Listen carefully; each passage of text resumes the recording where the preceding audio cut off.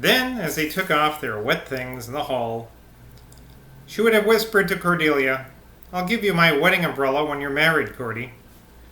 Nor was Mrs. Garrett's wedding umbrella gift to be despised, for it possessed a handle of solid gold carved in the most majestic proportions. "You're sure, sir, that London's architect understood your design?" the crafty John was now remarking. "Some of these local people laugh at the idea of a Saxon Arch associated with the Byzantine dome." "Ain't St. Sophia's got a dome?" said Mr. Garrett. "Ain't there domes in Russia? And ain't I seen a Saxon Arch with me own eyes in the wall of Glidelands? 'Tis true it was walled up, that good Saxon Arch, but an architect from a place like London can unwall un, can he? I mean, see what 'twould be if the stones were took out and make one similar to dern." One quaint and very characteristic peculiarity now manifested by the mayor of Glastonbury was a strong tendency, since his ascension to wealth and power, deliberately to revert to his old South Somerset dialect, which was a mingling of the purer Somerset speech with the tincture of Dorset. "Somewhere around Christmas, would you have it, Mr. Garrett, your grand opening celebration?" Bloody Johnny smiled. "Maybe then and maybe not then," he answered laconically. "It all depends, Crow, and you know it do, on how things work out." "As I've said before," remarked John, "you won't get a real rush of people from the continent till you've made a miracle performed by this Chalbeate spring of yours." Mr. Garrett threw upon the fire another piece of wood. Most people in Glastonbury kept a wood box by the side of their coal scuttle.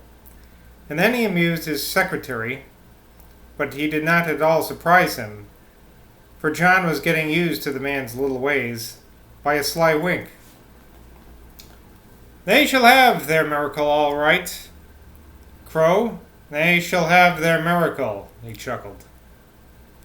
"The man's a prize charlatan," thought John, "and yet he isn't. God knows what he is." But aloud he said, "Well, sir, supposing it gets into the English papers—" Ooh, a typo. Into the. Aha, I found one. "Into the English papers, and supposing the Berlin, Paris, Vienna, Warsaw, Brussels, Rome, Madrid, Copenhagen papers report it, and supposing a regular Lords and Lyon kind of rush begins, how do you propose to stop the Anglicans or the Roman Catholics from exploiting such an event?" "Ah, my boy," grumbled Bloody Johnny, "you've hit our trouble in those words of yours pretty closely, but I have me blessed Lord at hand, and he's already begun taking up that matter with me."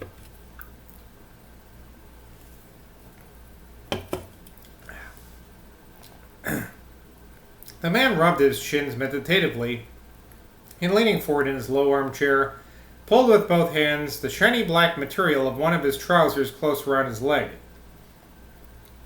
This action seemed to give him some kind of spiritual comfort, and he continued to enjoy the warmth, gazing out into the fire with a curious film over his black eyes, the sort of film that might have covered the Ophidian stare of the world snake at the bottom of the northern sea.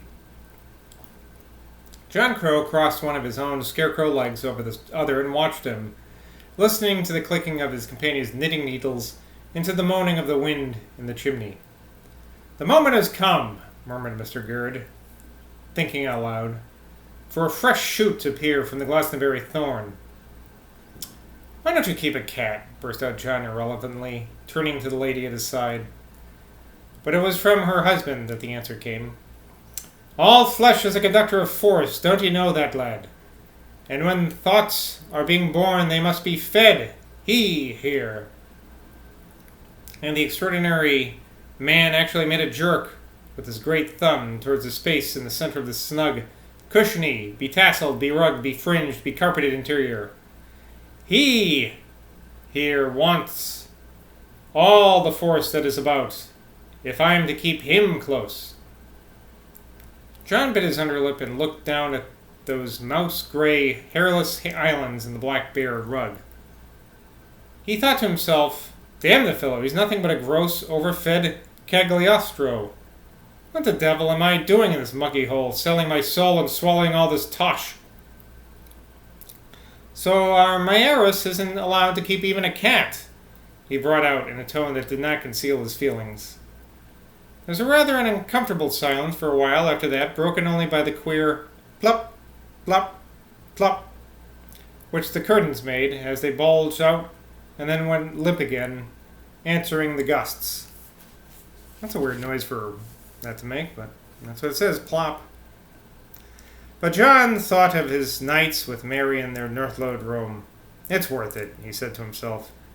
I never knew a girl could be so sweet. You'll be more indulgent, laddie, when you've seen a little more of me, said Mr. Gurd suddenly. Well, we already got 679 pages of him.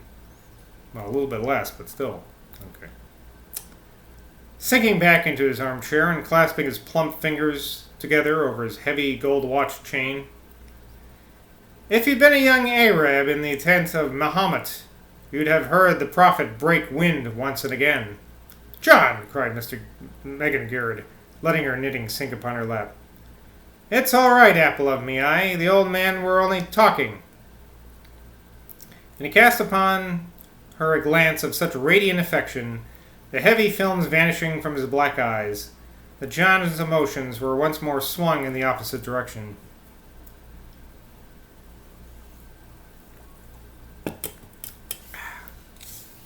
I believe you've got in your head, sir, he couldn't help blurting out, a whole new religion.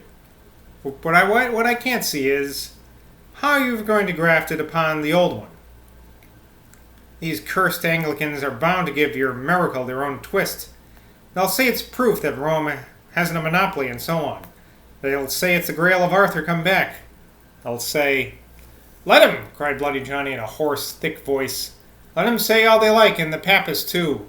I've got a little something in store for him, lad, a little surprise, that even you, sly as you be, you rogue, haven't guessed yet. The ball of grey wood now rolled off Mrs. Gurd's lap, and John Crow got up and fetched it for her. He was still standing up, holding the ball in his hand, and trying to wind the loose thread, when above the noise of wind and rain came the sound of the front door opening, and the excited voices of the girls come back. Both their parents rose to their feet, and John, handing the wooden ball to Mrs. Gurd, hurried out to help them take off their cloaks. He caught sight of Cordelia's rain-drenched profile as she struggled to shut the front door against the storm. She isn't a bad-looking girl after all, he thought. It must be the party. Crumby, meanwhile, had taken a seat on the only half-chair, a miserably battered upright wicker chair, bought at a sale by her mother before she was born. John bent upon one knee to help her get off her galoshes. Aye, how the rain ran down in little pools from her drenched clothes. Little posh, what was I thinking? Both the parents had appeared now, and her father was tugging awkwardly at Crummy's mackintosh, while Mrs. Gurd helped Cordelia to push the bolts to of the closed door. Then she also turned to Crummy. How nice you do, little child, if I say it myself.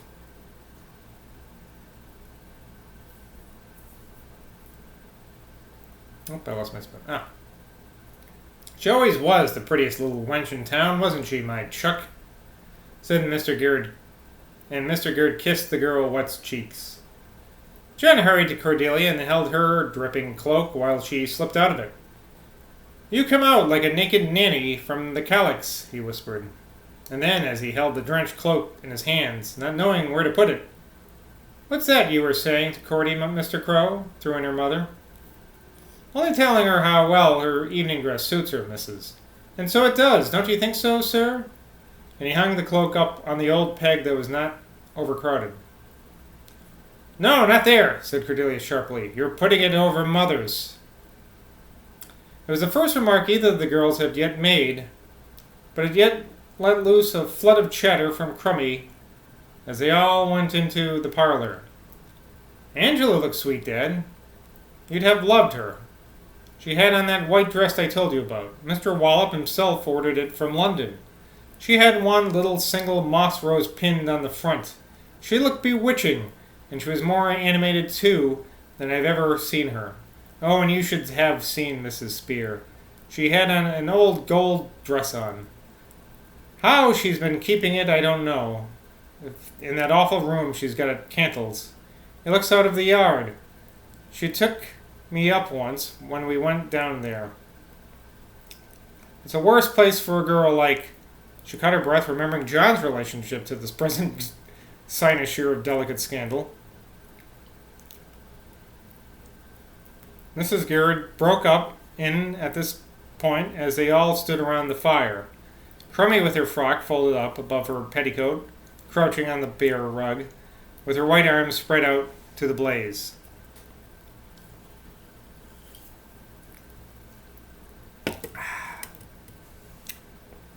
May I tell Mr. Crow, for he's such a friend of the family now and knows us all so well, what you told me when you stared it out tonight, Cordy dear?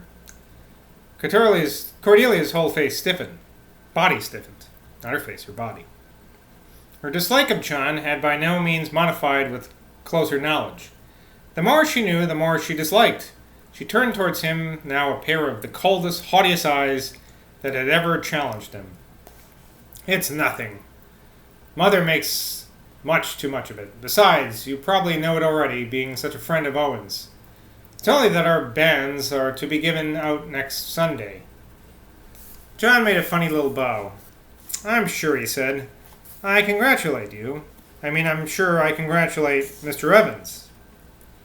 You ought to give my daughter a kiss, lad, chuckled Mr. Garrett, and he drew Cordy's proud head down with both his hands and kissed her himself on the forehead. He'd better kiss Crummy, the tall girl murmured spitefully. Perhaps it'll bring her the same good luck. If it is good luck. Her voice had died away to so faint a tone as she breathed these last words that only her father caught them. Hush, child, he whispered, batting her bare shoulders with his plump hand. You'll feel quite differently by and by. Mrs. Garrett, with a delicacy worthy of the House of Rise, avoided her daughter's eyes as her husband spoke, while Crummy, with her laudable desire of drawing the general attention away from her angry, confused sister, glanced roguishly at John. Aren't I going to have that kiss? She laughed. John had expected this, and he had made up his mind exactly what he would do. He sprung forward, caught Crummy's fair head in both his bony hands exactly as her father had held Cordy's, and gave it a gentle shaking, ending up with the slightest possible brushing of her lips amid her wavy hair. You tease, you tease, you tease, he cried as he shook her. Between Crummy and John, quite a quaint understanding had arisen. The pretty girl, in her silent, tantalized passion for Sam Decker, had dropped all association with her other men friends. Red she never spoke to now, and in avoiding Red, for they worked in the same place, she found it easy to avoid Barter. To John, in a sense, she found herself positively clinging, and as Mary seemed, just at present, far too happy to be jealous, and as if it was a situation that lent itself perfectly to John's artful nature, Crummy's spirits had revived a little during the last month or two. A little, not very much. Not very much! How often to her hot, tear-soaked pillow had the wretched girl moaned out the menace of her relentless love. What was the use of having a father who could exorcise the devils, who could give sleep to the tormented, if he could not heal his own child's wounded heart? Well, there's a paragraph break there, so seems like a good enough place to stop for the night. Wow, we're really making a lot of progress in this book. Jesus. We're almost up to the 700 pages now. God, never thought that would happen. Anyway, until next time, I'll see you in Glastonbury. Stay safe, everybody. I guess, Patrick, because you're the only one who watches these. Cheers.